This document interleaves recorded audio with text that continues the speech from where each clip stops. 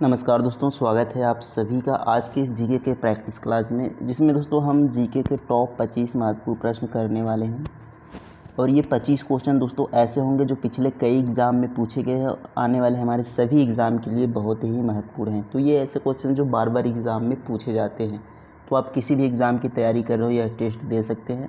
और लास्ट में अपना स्कोर ज़रूर शेयर करेंगे दोस्तों कि 25 में से कितने क्वेश्चन आपके सही हुए हैं।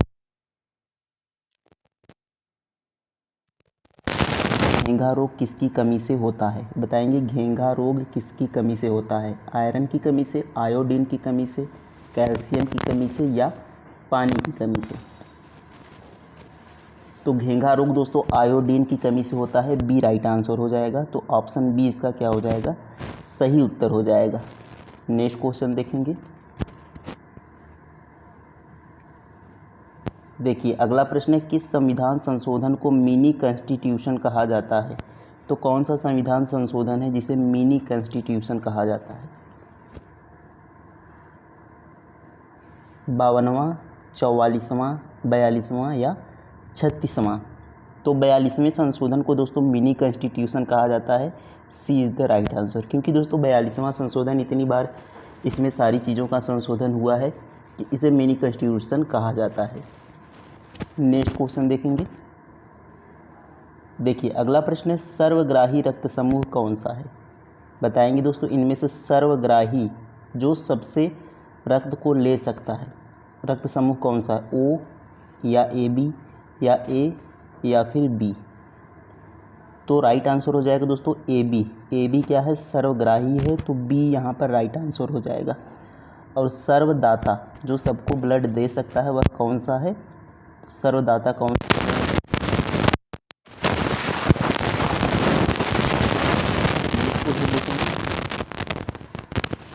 भारत का सर्वोच्च खेल पुरस्कार कौन सा है?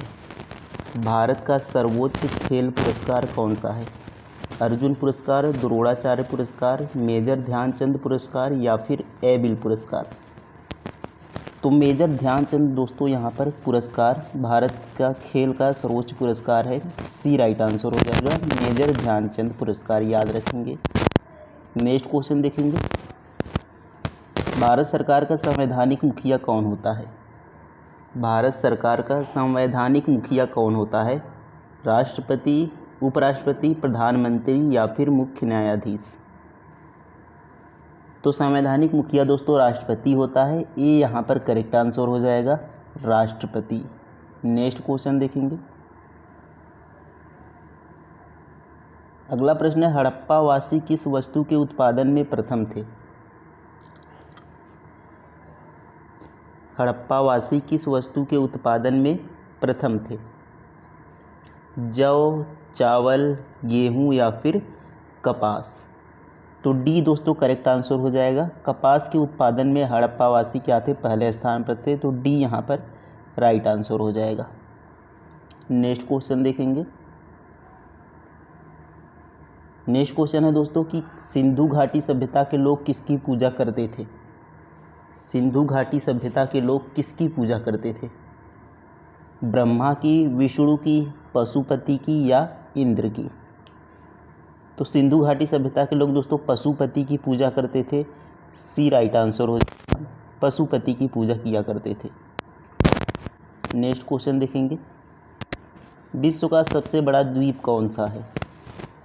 विश्व का सबसे बड़ा द्वीप कौन सा है? मेडागास्कर, ग्रीनलैंड, बर्निया या फिर न्यू गिनी? तो विश्व का सबसे बड़ा द्वीप दोस्तों ग्रीनलैंड है। बी करेक्ट आंसर हो जाएगा, ग्रीनलैंड विश्व का सबसे बड़ा द्वीप है। नेक्स्ट क्वेश्चन देखेंगे। प्रतिरोध को मापने की इकाई है, प्रतिरोध को मापने की इकाई कौन सी है? ओम, फैराड, वेबर या हेनरी? तो ओम दोस्तों प्रतिरोध का मापने की इकाई है। तो ए करेक्ट आंसर हो जाएगा, ओम। नेक्स्ट क्वेश्चन देखेंगे। टोडरमल किस मुगल शासक का प्रसिद्ध राजस्व मंत्री था? टोडरमल किस मुगल शासक का प्रसिद्ध राजस्व मंत्री था? अकबर का, शाहजहां का, औरंगजेब का या बहादुर शाह जफर का? तो टोडरमल दोस्तों किसका राजस्व मंत्री था? अकबर का राजस्व मंत्री था। तो ये राइट आंसर हो जाएगा, अकबर का राजस्व मंत्री टोडरमल था। अगला प्रश्न देखें, कलिंग युद्ध कब हुआ था? कलिंग युद्ध कब हुआ था? 301 बीसी में, 261 बीसी, 241 बीसी या 321 बीसी? तो बी राइट आंसर हो जाएगा दोस्तों, 261 ईसा पूर्व में या बीसी में कलिंग युद्ध हुआ था। बी राइट आंसर हो जाएगा। और किस शिलालेख में उल्लेख है? तो 13वें शिलालेख में कलिंग युद्ध का उल्लेख है, ये भी याद रखेंगे। अगला प्रश्न है, किसका प्रयोग पेंसिल में किया जाता है?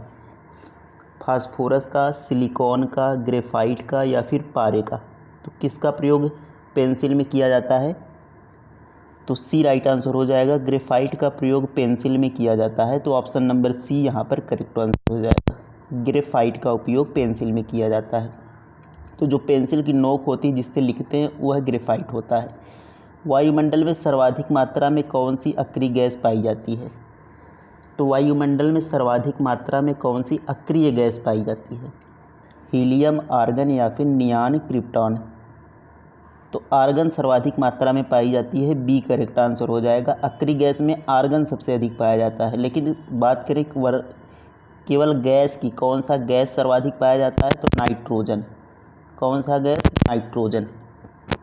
नाइट्रोजन सर्वाधिक पाया जाता है। लेकिन अक्रिय गैस की बात करें तो आर्गन अक्रिय में अधिक पाया जाता है।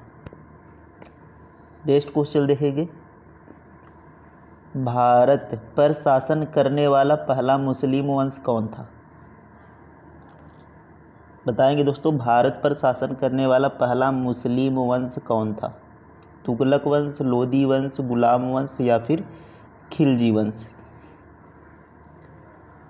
तो भारत पर शासन करने वाला पहला मुस्लिम वंश गुलाम वंश था। सी करेक्ट आंसर हो जाएगा, गुलाम वंश।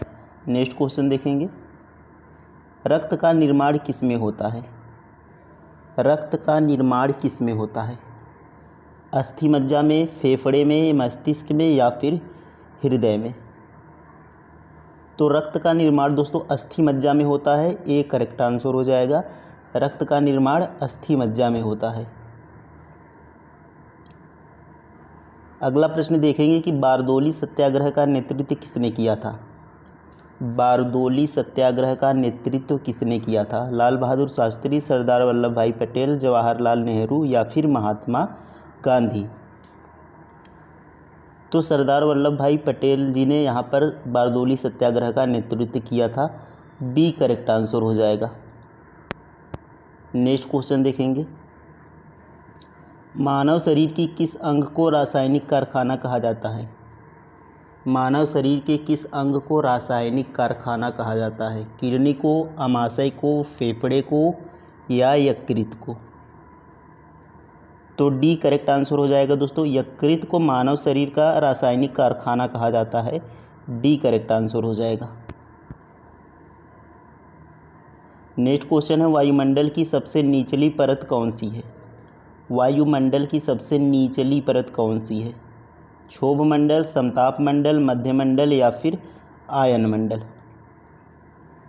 तो वायुमंडल की सबसे निचली परत दोस्तों क्षोभ मंडल है, ए राइट आंसर हो जाएगा। क्षोभ मंडल वायुमंडल की सबसे निचली परत है। क्षोभ मंडल, समताप मंडल, मध्यमंडल, इस तरीके से क्रम है। नेक्स्ट क्वेश्चन देखेंगे, भारत के संविधान के किस संशोधन द्वारा जीएसटी लगाया गया था? तो संविधान में जीएसटी लागू करने के लिए कौन सा संशोधन संविधान में किया गया था? 42वां, 99वां, 101वां संशोधन या फिर 105वां संशोधन? तो जीएसटी के लिए दोस्तों संविधान में 101वां संशोधन किया गया था। सी करेक्ट आंसर हो जाएगा, 101वां संशोधन।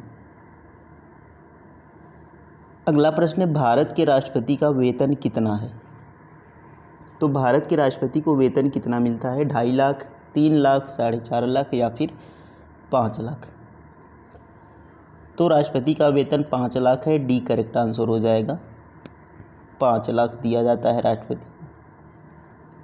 अगला प्रश्न है, अंतर्राष्ट्रीय न्यायालय का मुख्यालय कहाँ है? अंतर्राष्ट्रीय न्यायालय का मुख्यालय कहाँ है? वाशिंगटन, पेरिस, न्यूयॉर्क या द हेग में?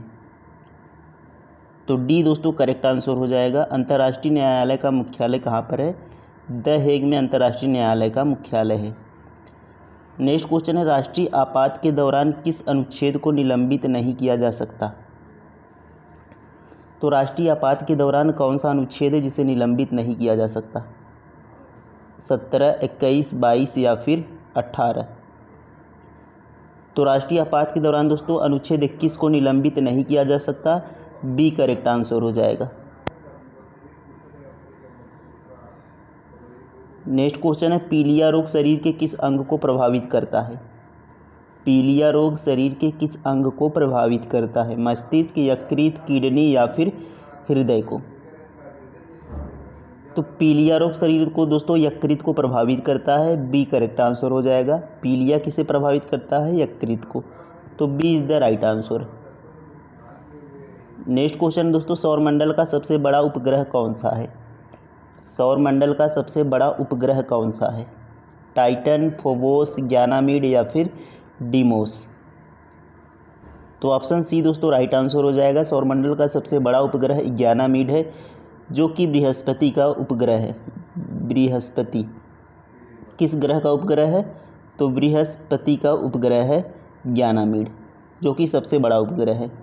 और फोबोस और डीमोस मंगल ग्रह के उपग्रह हैं, याद रखेंगे।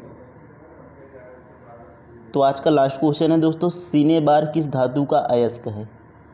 सिनेबार किस धातु का अयस्क है। सोडियम, मरकरी, यूरेनियम या कॉपर। तो सिनेबार दोस्तों मरकरी का अयस्क है। मरकरी यानी पारा। तो पारे का अयस्क कौन सा है, सिनेबार।